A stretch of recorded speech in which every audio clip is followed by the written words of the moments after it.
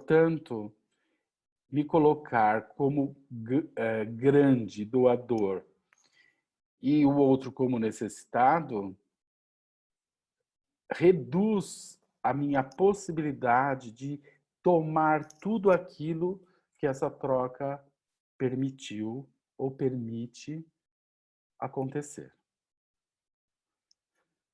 Portanto, essa é a terceira ordem da ajuda. A quarta ordem da ajuda.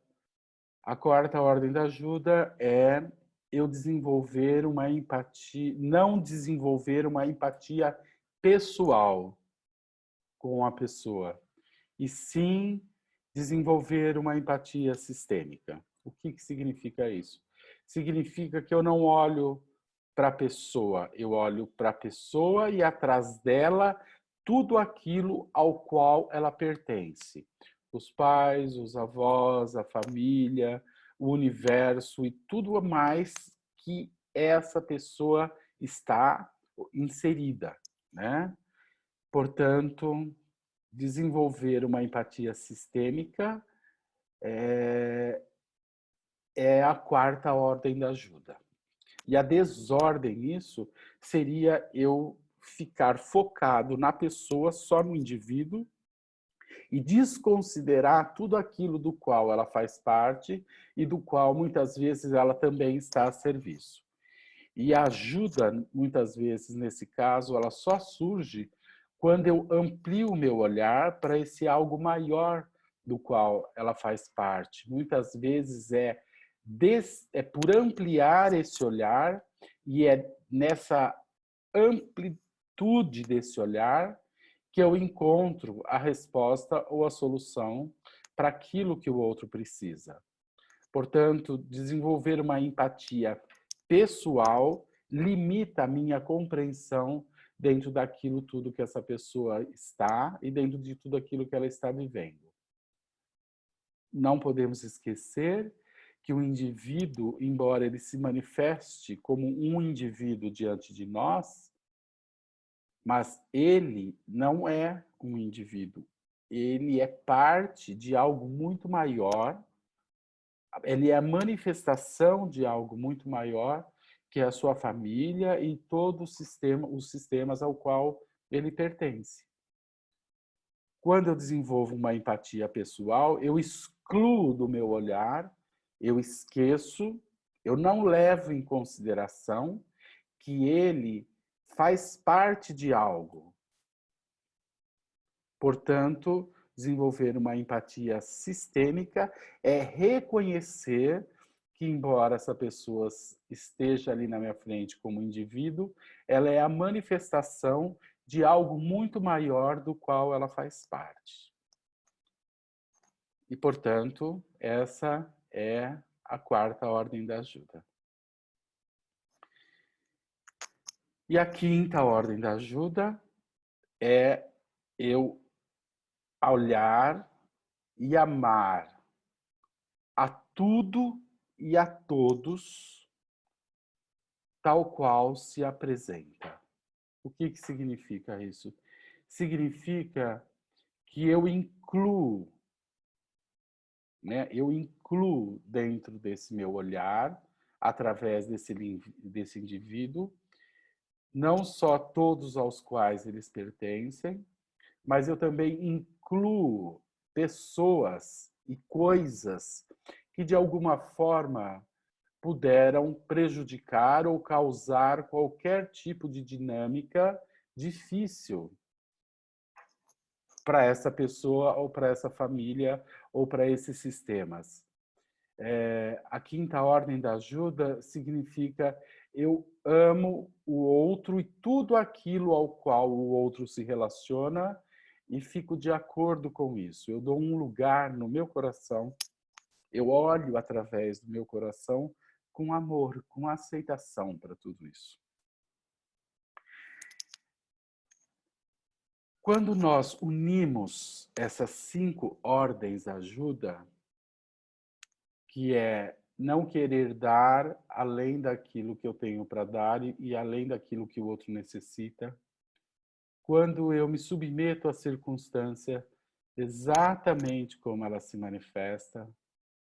Quando eu me coloco como adulto diante de outro adulto, quando eu olho para o outro, reconhecendo que o outro faz parte de algo muito maior, e quando eu amo isso tudo, aceito, respeito tudo aquilo ao qual essa pessoa interage e faz parte, isso gera dentro de mim um lugar, isso me coloca, me conduz internamente a um lugar de serenidade, sem intenção, disponível, sem ansiedade e sem intenção.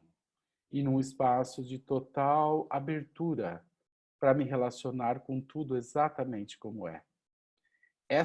Esse lugar, essa atitude que nós podemos alcançar ao respeitarmos essas ordens de ajuda e simplesmente aguardar, geralmente é desse lugar que me surge ou que me vem a compreensão daquilo que é necessário, daquilo que é essencial. O essencial, ele geralmente só emerge em nós quando eu estou nesse lugar, sereno, tranquilo, sem intenção, por mais dramática e difícil que seja a circunstância que se apresenta. Portanto, como o Bert falou e falava o tempo todo, e também como a Mimansa sempre fala, o essencial, só o essencial. Só o essencial é que põe algo de fato em movimento. É no essencial que a ajuda se efetiva, se concretiza com eficiência. Não conectar com esse essencial na dinâmica de troca enfraquece e diminui todas as possibilidades dessa troca, dessa ajuda em todas as circunstâncias. Então, por exemplo, hoje em dia está sob muita pressão os profissionais da saúde, seja pelos hospitais, médicos, enfermeiros, auxiliares, todas as pessoas que estão lidando com saúde. Como será que essas pessoas se sentem se elas olharem para essa situação e elas se colocarem numa posição de salvadora, ficar cheia de intenção, cheia de emoção, desenvolvendo uma empatia individual com cada um, com o drama de cada um, com a circunstância de cada um? Qual será que é o sentimento que isso gera nessas pessoas? Será que é um sentimento de paz, de serenidade, onde ela pode ajudar com eficiência e com precisão?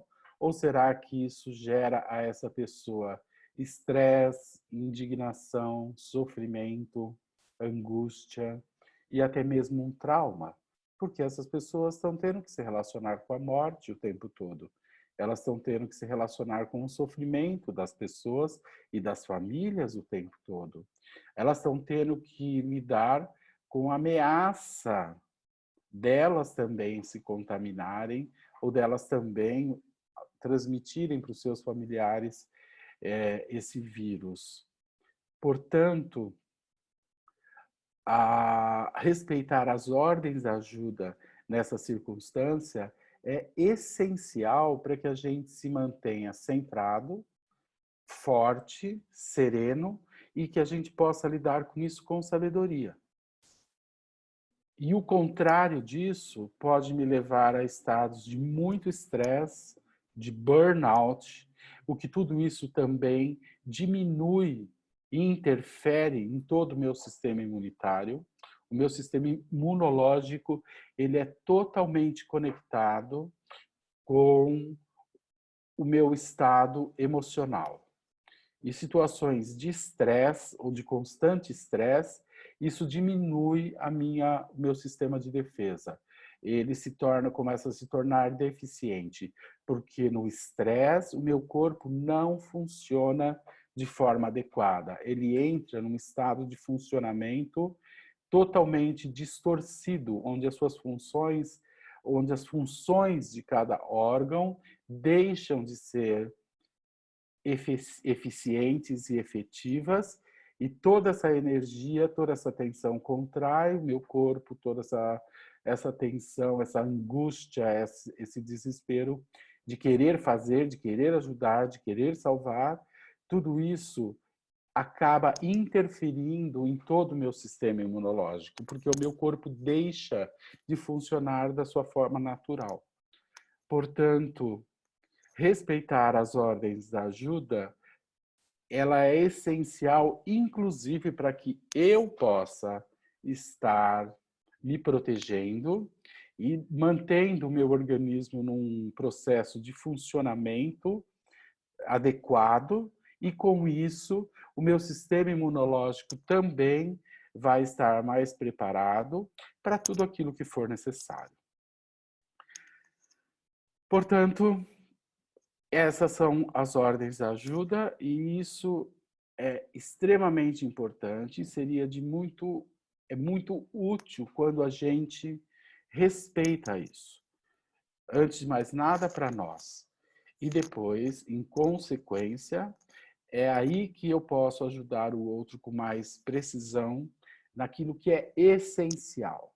Às vezes é algo muito simples, às vezes é uma palavra, às vezes é um pequeno movimento, e às vezes é até mesmo apenas um único olhar, que é aquilo que é necessário naquele encontro ou naquela circunstância. Portanto, essas são as ordens de ajuda, que no fundo muitos de vocês já sabem, mas que talvez seja um momento muito importante de revisar, porque não só isso me permite fazer uma ajuda mais eficiente, mas especialmente porque isso me coloca num lugar de centramento, num lugar sereno, num lugar onde eu fico de acordo com tudo como é. Eu aceito a vida e tudo aquilo que a vida traz. Mesmo que eu não compreenda o porquê disso tudo, se isso tudo está acontecendo, é porque isso é necessário. O porquê isso é necessário, ou as consequências disso, nós vamos ver daqui a um tempo, através de tudo que vai se mover e através das mudanças que isso vai trazer para o mundo, para a sociedade, para as pessoas, para as relações. Portanto, o que vai vir depois, nós estamos construindo hoje, com a forma como nós estamos encarando e nos relacionando com tudo isso que está acontecendo. Seja olhando para as minhas questões e seja para as dinâmicas de troca que eu estabeleço dentro dessa circunstância e dentro dessa situação. Como eu disse, eu queria falar sobre as ordens da ajuda hoje mais como uma introdução, mas eu queria abrir espaço para perguntas, porque as perguntas nos permitem olhar qual é a necessidade das pessoas nesse momento e de que forma nós podemos acrescentar. Portanto, eu nesse momento já queria abrir espaço para as perguntas, se elas existirem, e com isso, juntos, nós podemos entender o que é necessário, o que pode ser acrescentado. Então, Pri, existe alguma pergunta? Existe alguém? Sim, nós já temos algumas perguntas aqui. Eu queria fazer um comentário breve, que eu fiquei muito tocada com o que você colocou, Renato, sobre os profissionais da ajuda, que eu tenho acompanhado muitos relatos de profissionais de ajuda dizendo que eles sentem esses aplausos ou agradecimento, de certa forma, excessivo, como um peso, porque coloca eles num lugar de heróis e eles não são heróis, porque como heróis eles suportariam mais que as outras pessoas, mas eles não suportam mais que as outras pessoas. que eles querem ser vistos como pai de família também, que a família está em casa, que eles estão com medo também, que eles estão cansados também. Então, isso me toca muito. Sim, é muito importante isso que você diz, Pri, para a gente entender o efeito do elogio em nós.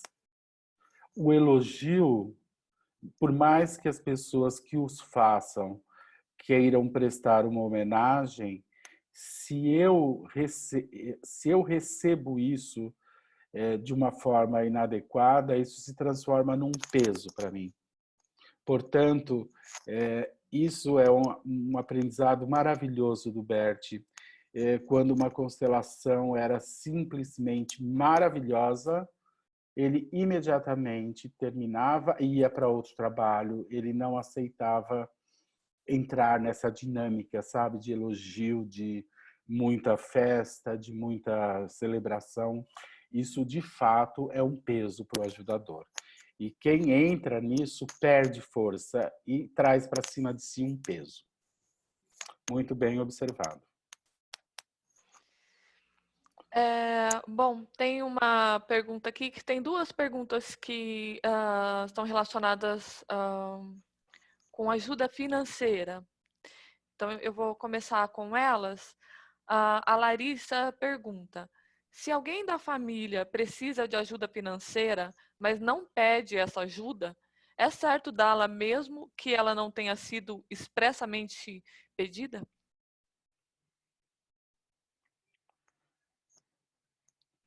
Ela pergunta se é certo dar mesmo que a pessoa não peça, é isso? Sim. Não, não, Ah, não é ah, certo dar. Porque, de novo, isso é interferir, se a pessoa não pede, você sabe que ela está precisando, mas se a pessoa não pede, significa que ela não faz por algum motivo. E quando eu ofereço ou me antecipo nesse movimento, de novo, é eu querendo salvar, diminuindo a pessoa e eu estou humilhando a pessoa nessa situação. Então, o que eu posso fazer, se eu percebo que uma pessoa da minha família está precisando e internamente eu me sinto disponível para fazer isso, para ajudar, o que eu posso dizer é: olha, eu me sinto com disposição e tenho disponibilidade caso você precise de algo financeiramente. Eu estou à disposição, caso você precise. Então, isso é eu me colocar junto do outro, porém, sem fazer o movimento de humilhar o outro, dando algo do qual o outro, muitas vezes, embora precise, ele não necessariamente quer isso de você ou daquela circunstância. Portanto, eu posso me pôr à disposição, dizendo: olha, se você precisar de algo, saiba que eu estou à disposição. Mas eu me mantenho nesse lugar. Eu não devo dar sem que o outro peça ou sem que o outro faça qualquer movimento que me mostre que, de fato, ele quer e aceitaria ou precisaria daquilo. Então, essa ajuda ela tem que ser sempre discreta, para que eu não humilhe a pessoa. Né? uhum. A outra pergunta que tem esse tema também é feita pela Luzia. A Luzia Uhum. pergunta: qual o limite da ajuda para os filhos? Tem limite de idade na ajuda financeira?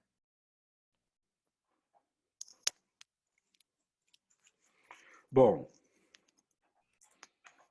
é natural da relação pais e filhos que os pais deem e os filhos tomem. Isso é uma ordem natural. Está em ordem isso. Porém, essa ordem, ela funciona bem e é natural, mas também por um tempo limitado. O que significa isso? Enquanto os filhos são crianças e dependem, os pais dão, os filhos tomam, e isso está numa ordem ok, está tudo certo. Porém, depois que esses filhos se tornam adultos, geralmente essa dinâmica de dar, ela chega num limite. E a partir desse momento, né, que os filhos se tornam adultos, eu continuar dando enfraquece esses filhos, tira deles dignidade e acrescenta um peso muito grande a eles. Portanto, é uma ordem natural os pais ajudar os filhos enquanto eles são crianças, adolescentes ou até mesmo até que eles chegam na fase adulta. Chegando na fase adulta, é importante que os filhos assumam a sua vida e sigam adiante. Portanto, os pais também não devem, depois que os filhos se tornam adultos, se antecipar nessa ajuda. É lógico que os filhos podem passar por situações difíceis e talvez precisem de algum tipo de ajuda, mas se eles precisarem, novamente, é eles que têm que vir e pedir. Os pais não deveriam se antecipar, porque é também um exercício de humildade do necessitado reconhecer que precisa de algo e se direcionar a alguém, no caso seria os pais, e pedir essa ajuda. E aí os pais devem avaliar, depois que esses filhos são adultos e vêm e pedem uma ajuda, esses pais deveriam avaliar se essa ajuda vai trazer força para esse filho ou se essa ajuda vai enfraquecer esse filho. Então, não é também porque um filho adulto vem e pede ajuda para os pais que esses pais são obrigados a dar essa ajuda e nem significa que seria saudável dar essa ajuda. Muitas vezes, esse filho ele vai ganhar força se os pais negarem isso. Eu posso citar um exemplo próprio, né, acerca disso. A minha família sempre teve uma boa condição financeira e meus pais sempre foram muito generosos comigo, né, em todos os sentidos, embora também tinha limites. Mas eu me formei e, graças a eles, me pagaram a faculdade, vim para São Paulo e, e eu sabia que meus pais tinham dinheiro e que eles poderiam investir em coisas aqui em São Paulo. Mas, para ser mais específico, eu tinha uma clínica que eles me ajudaram também a montar e eu acreditava que eles deveriam comprar essa clínica, esse espaço. E muitas vezes eu fui claramente falar isso para eles. E meus pais, especialmente meu pai, ele olhava para mim e não dizia nem que sim, nem que não. Mas eu percebia que isso causava um certo desconforto nele. E eu não entendia. E assim passaram-se anos, né? Aonde eu ganhava sempre mais do que o suficiente, era bem sucedido desde o início, e eu gastava todo o meu dinheiro. E eu ficava esperando que ele me desse algo a mais, além de tudo aquilo que ele já tinha me dado. Eu era muito jovem, 21, 22, 24 anos, 25 anos. E assim eu passei anos esperando que ele me desse algo. E com isso, eu não construía nada e com isso eu não me organizava para nada. Portanto, um certo dia eu levei um susto. E eu acordei no sentido de que o que eu ganhava era suficiente para eu construir a minha vida, mas eu precisava me organizar com isso. E enquanto eu esperava algo a mais dele, nada era possível. E foi aí que a minha vida de fato começou. Foi aí que de fato eu tomei total responsabilidade sobre a minha vida. Eu já era independente assim que eu me formei, mas eu ainda estava esperando algo e via aquilo como algo natural. E só que enquanto eu esperava algo ainda deles, e eles sabiamente não deram. E eu sou muito, mas muito grato por eles não terem dado. Porque se eles tivessem dado, eu também não teria, eu provavelmente demoraria muito mais tempo para despertar e entrar em contato com a minha força. Então, a negação deles foi o maior presente que eles me deram, porque foi por eles não darem algo que eles poderiam dar e que não mudaria a vida deles, mas o fato deles não darem foi exatamente isso que me fez perceber que eu podia conseguir por mim mesmo. E só aí é que a minha vida tomou um novo caminho, um novo rumo nas minhas questões financeiras, naquilo que eu queria fazer, naquilo que eu queria construir, e aí tudo foi possível. Mas esse não deles foi frustrante, mas foi o maior, um dos últimos grandes presentes que eles me deram. Uma bênção. Portanto, os pais podem dar aos filhos? Podem. Agora a questão é certo dar? É certo. Isso vai trazer força para esse filho? Ou frustrá-lo é o que mais vai ser importante e essencial para que ele se conecte com a sua força mesmo? É essa avaliação que temos que fazer.